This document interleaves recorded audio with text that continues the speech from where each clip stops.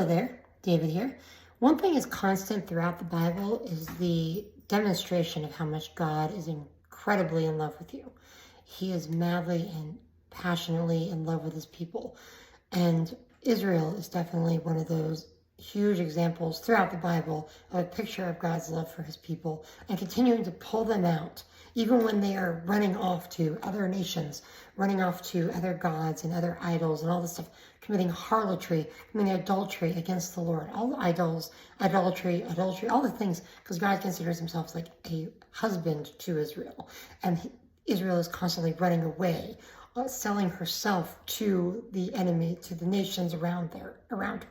That's the picture of Hosea. When you get into the book of Hosea, there's an amazing, amazing book by Francine Rivers, turned into a movie recently. Amazing movie, by the way, as well. I highly recommend it. The book of Hosea is just a picture of God's love for his people, continually going after her, after the people. Anyway, chapter 1, all about the prophet and the prostitute, Hosea's life, where he comes from, his call to marry a prostitute and have children with her, and yet Israel's continuing faithfulness to God and the promised restoration. Chapter 2, sin, judgment, restoration, all about God's judgment to the people as they rejected him. They will receive what they wanted, basically a life away from him. Well, that's what you wanted, Israel. That's what you're going to have as your judgment. And then chapter 3, restoration of an adulterous wife, the restoration of Hosea's wife Gomer, and demonstrating God's love. Hosea is demonstrating his love to Gomer and restoring her, and that's showing us as well God's love for his people. Israel's sin and God's remedy in chapter 4.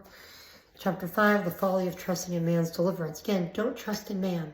Trust only in God. He will use man, yes, but your heart, your soul, all of you needs to be putting its faith in God for his salvation.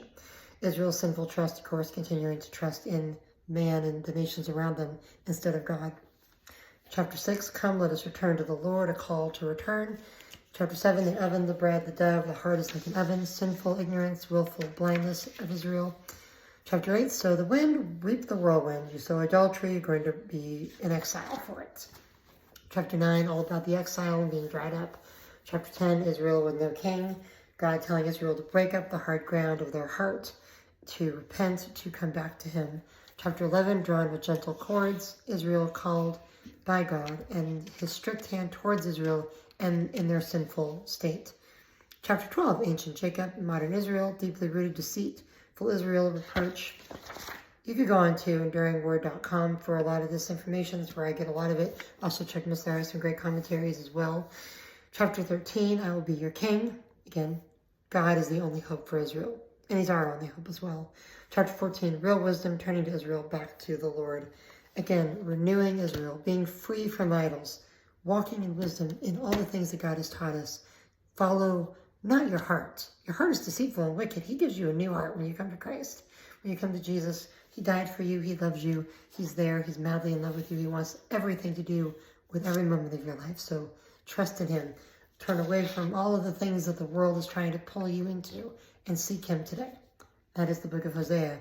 God bless. Thank you for listening.